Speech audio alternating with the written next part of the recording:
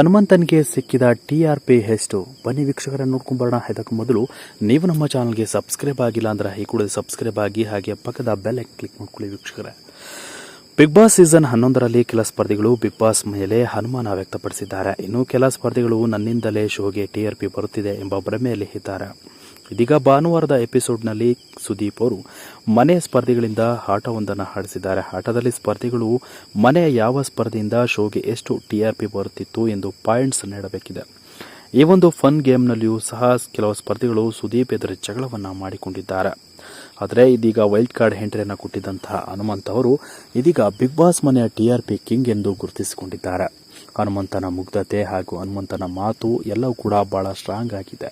ಹನುಮಂತನ ಒಂದು ಪ್ರಾಮಾಣಿಕವಾದ ಆಟವನ್ನು ಎಲ್ಲರೂ ಮೆಚ್ಚಿಕೊಂಡಿದ್ದಾರೆ. ಹನುಮಂತ ಬಂದ ಮೇಲೆ TRP ಹೆಚ್ಚಿದೆ, ಹಾಗಾಗಿ TRP ಕಿಂಗ್ ಎಂದು ಹನುಮಂತನನ್ನ ಹಾಡಿ ಹೊಗಳಿದ್ದಾರೆ. ಹನುಮಂತನ ಮೇಲೆ ಯಾವುದೇ ಅನುಮಾನವಿಲ್ಲ. ಹನುಮಂತ ಬಹಳ ಕ್ಲಾರಿಟಿ ಆಗಿದ್ದಾನೆ. ಹನುಮಂತ ಬಹಳ ಶುದ್ಧವಾಗಿದ್ದಾನೆ. ಯಾವುದೇ ಒಂದು ನಾಟಕದ ಆಟವನ್ನು ಆಡ್ತಿಲ್ಲ. ಹಾಗಾಗಿ ಹನುಮಂತ ಫೇಮಸ್ ಎಂಬುದಾಗಿ ಬಿಗ್ ಬಾಸ್ ಮನೆಯಲ್ಲಿ ತಿಳಿದುಕೊಳ್ಳಬೇಕಾಗಿದೆ. ಬಿಗ್ ಬಾಸ್ ಮನೆಗೆ ವೈಲ್ಡ್ ಕಾರ್ಡ್ ಎಂಟ್ರಿ ಕೊಟ್ಟಂತಹ ಹನುಮಂತ ಬಹಳ ಸ್ಟ್ರಾಂಗ್ ಆಗಿ ಇವತ್ತು ಇಲ್ಲಿವರೆಗೂ ಸೇಫ್ ಆಗಿ ಬಂದಿದ್ದಾರೆ.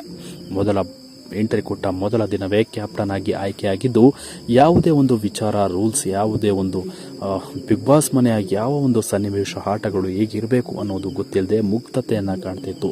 ಈ ಒಂದು ಮುಗ್ಧತೆ ಸ್ಪರ್ಧಿಗಳ ಮೇಲೆ ಕೆಲವೊಂದಿಷ್ಟು ನಾಟಕದ ಒಂದು ಆರೋಪವನ್ನು ಮಾಡಿದರು. ಆದರೆ ಎಲ್ಲದಕ್ಕೂ ಹನುಮಂತ ಬಹಳ ಕಿಂಗ್ ಆಗಿಯೇ ಒಂದು ರಾಜನಂತೆ ಗರ್ಜಿಸಿ ಅಂತಲೇ ಹೇಳ್ಬೋದು. ಸೊ ಆ ರೀತಿಯಾಗಿ ಅವರಿಗೆ ಖಡಕ್ ಆಗಿ ಉತ್ತರವನ್ನು ಕೊಟ್ಟಿದ್ದಾರೆ. ಯಾವುದೇ ಒಂದು ನಾಮಿನೇಟ್ ವಿಚಾರದಲ್ಲೂ ಕೂಡ ಒಂದೇ ಒಂದು ಮಾತಿನಲ್ಲಿ ಕೂಡ ಉತ್ತರವನ್ನು ಕೊಡ್ತಾರೆ. ಸೊ ಅದು ಹನುಮಂತನ ಒಂದು ಕದಾರ್ ಅಂತಲೇ ಹೇಳ್ಬೋದು. ಹಾಗಾಗಿ ಹನುಮಂತನನ್ನ ಸುದೀಪ್ ಅವರು ಮಾತನಾಡಿಸೋದೇ ಕಷ್ಟ. ಯಾಕೆಂದರೆ ಹನುಮಂತ ಅವರು ಮಾತನಾಡಿಸಿದ್ರೆ ಖಡಕ್ಕಾಗಿ ನೇರವಾಗಿ ಮಾತನಾಡ್ತಾರೆ ಅನ್ನೋದು ಸುದೀಪ್ ಅವರು ಒಂದು ಎಪಿಸೋಡ್ನಲ್ಲಿ ಹೇಳಿದರು. ಆದರೆ ಇವತ್ತು ಎಪಿಸೋಡ್ನಲ್ಲಿ ಬಿಗ್ ಬಾಸ್ TRP ಕಿಂಗ್ ಒಂದು ಹನುಮಂತ ಒಂದು ಬಿಗ್ ಬಾಸ್ ಮನೆಯಲ್ಲಿ ಆಟದಲ್ಲಿ ತೋರಿಸಿದ್ದಾರೆ. ಸೊ ಇದರ ಬಗ್ಗೆ ನಿಮ್ಮ ಅನಿಸಿಕೆಗಳನ್ನು ತಿಳಿಸಿ ಅಂತ ಹೇಳ್ತಾ ವಿಡಿಯೋನ ಮುಗಿಸ್ತಾ ಇದ್ದೀನಿ. Thank you.